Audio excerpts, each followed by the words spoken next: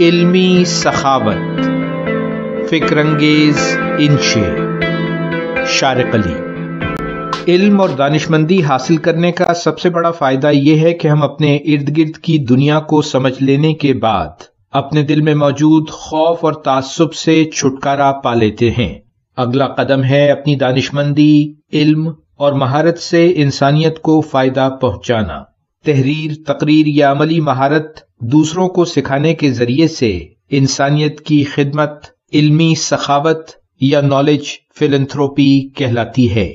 اس سے مراد اپنی رائے یا نظریات کو دوسروں پر تھوپنا نہیں ہے، بلکہ اس کا مطلب ہے دوسروں کو اپنے علم میں اس طرح شریک کر لینا کہ یہ دنیا ایک بہتر دنیا بن سکے۔ یہ گویا ایک طرح کا تحفہ دینا ہے تاکہ وصول کرنے والے عام لوگ خود اپنے آپ کو اور اپنی زندگی کو بہتر بنانے کے بارے میں سوچ سکیں اور درکار مہارت حاصل کر سکیں، زندگی کے تجربات سے بھرپور لطف اٹھا سکیں اور اپنے مسائل سے بہتر طور پر نبردآزما ہو سکیں، ثقافتی، مذہبی اور سیاسی اختلافات اور زندگی کی بدلتی ہوئی صورتحال کو کشادہ دلی کے ساتھ قبول کر سکیں۔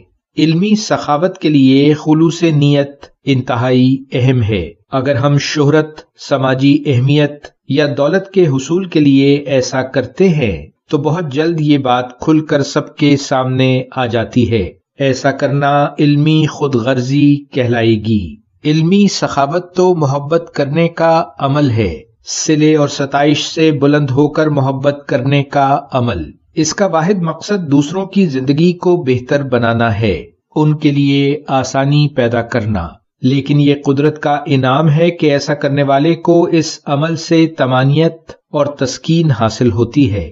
مزے کی بات یہ ہے کہ صرف عالم یا دانشور ہی نہیں بلکہ ہم میں سے ہر انسان علمی سخاوت کے ذریعے انسانیت کی خدمت کر سکتا ہے۔ پچھلے دنوں میرے گھر کا نلکا لیک ہونے لگا تو میں نے یوٹیوب پر کسی پلمبر کی بنائی ہوئی ویڈیو دیکھ کر چند منٹوں میں ہی اس مسئلے کو حل کر لیا۔ یوں تو دنیا کی تاریخ میں ایسے سخی لوگ ہمیشہ موجود رہے ہیں اور یہی لوگ انسانی ترقی کا بنیادی سبب بھی تھے، لیکن آج کے اس معلوماتی انقلاب کے دور میں علمی سخاوت اپنا عروج دیکھ رہی ہے۔ ہمیں اپنے تجربے اور مہارت کے ذریعے سے دوسروں کا ہاتھ ضرور تھامنا چاہیے۔ ہم سوشل میڈیا جیسے فیس بک یا یوٹیوب کی مدد سے یہ کام بہت آسانی سے کر سکتے ہیں۔ یاد رہے کہ کی جانے والی بات کارآمد ہو اور پیشکش کا انداز دلچسپ، تاکہ لوگ متوجہ ہو سکیں۔ کسی خاص موضوع پر اظہار خیال سے پہلے اپنی علمی قابلیت یا تجربے کے مناسب ذکر میں کوئی حرج نہیں، لیکن یاد رکھیے علم سے میری مراد ہے کارآمد معلومات اور حقائق کا بیان۔ ذاتی رائے یا نظریے کا بیان علم کے زمرے میں نہیں آتا۔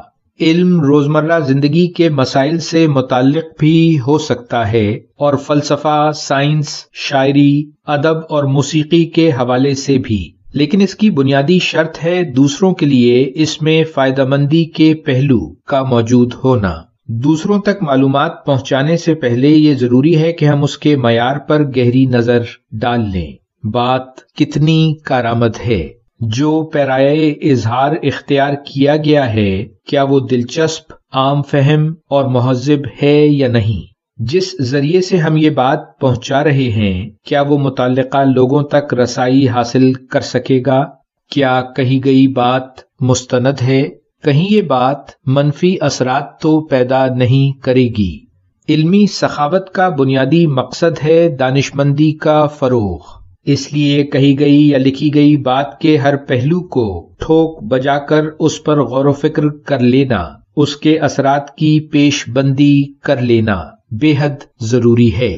کہیں ایسا نہ ہو کہ آپ اپنے خوف، اپنے تعصبات اور منفی نظریات کو علم سمجھ کر دوسروں تک پہنچانے لگیں، لیکن دوسری جانب مکمل خلوص اور دیانتداری سے کوئی کوشش کرنے کے بعد آپ اس بات سے بے نیاز ہو جائیں کہ دوسرے لوگ آپ کی اس سخاوت کے بارے میں کیا رائے رکھیں گے۔ اپنی مہارت، علم، تجربے اور مشاہدے میں دوسرے لوگوں کو شریک کرنے اور انہیں فائدہ پہنچانے سے بالکل نہ جھجکیے۔ علمی سخاوت اختیار کیجیے اور اپنا خیال رکھیے۔ ویلیو ورسٹی، شارق علی۔